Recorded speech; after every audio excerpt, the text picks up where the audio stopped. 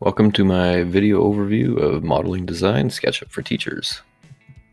Hi there, I'm 5-year-old Sheldon Larson, and I'm here from 1985 telling you that I have no idea in 37 years I'll be teaching teachers how to use Google SketchUp.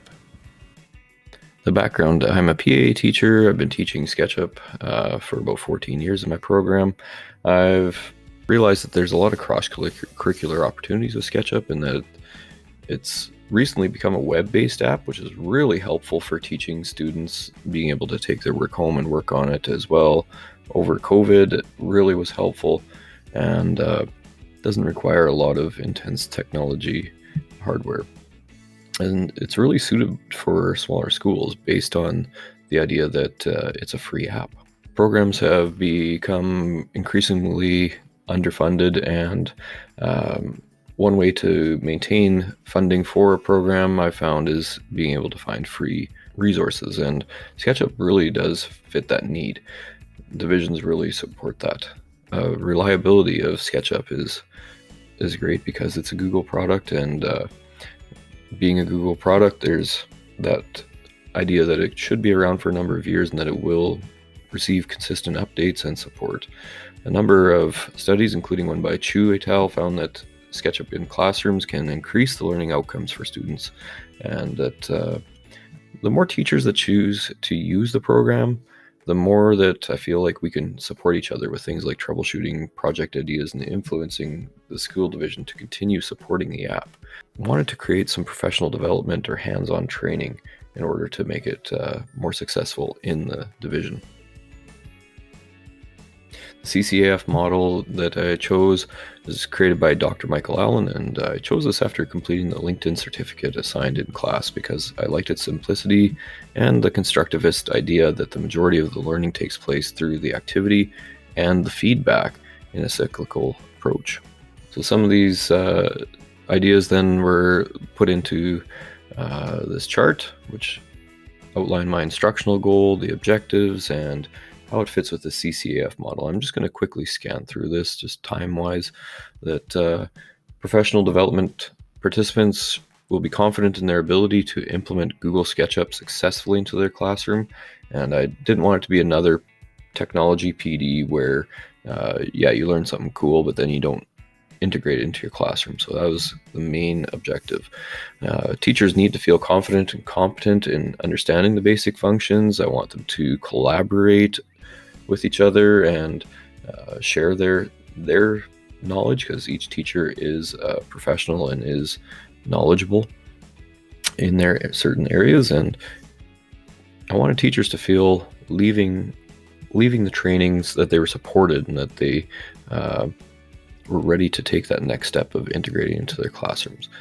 The context is, like I said, that schools need design programming, and they also need to have something that is accessible, supported, free, and fits their needs.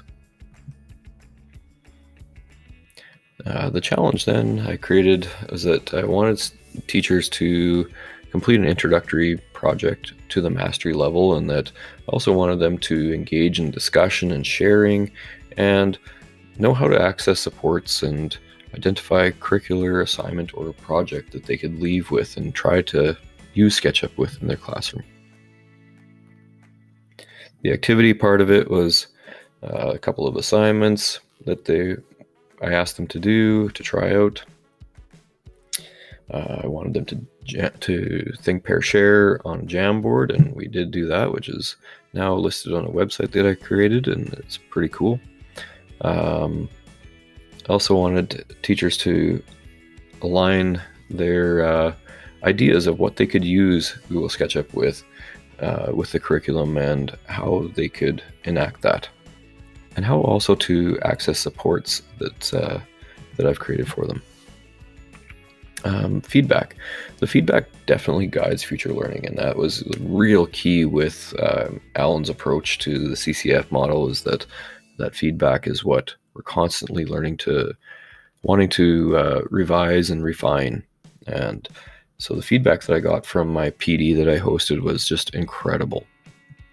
And that PD had it was a small one. I had requests to do this because other teachers had heard what I was doing in my classroom, and it was really an opportunity to share that with them and try to build that community. I used it as kind of a pilot project for my website that I wanted to create, and I'll share a link for that for you guys as well.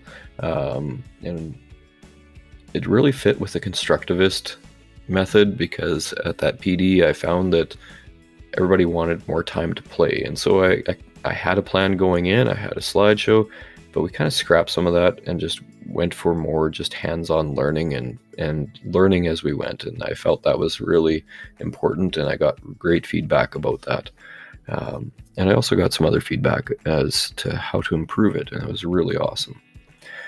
So from that PD prototype with the Google slideshow, I ended up moving on to creating a website for teachers to be able to access supports, and I'm really proud of that website. And like I said, I'll share that link in a short video that I created about the website itself, explaining it further. Just due to time constraints, this is already running a little over time, but kind of a one-stop shop for everything with SketchUp for teachers, and also could be accessed by students.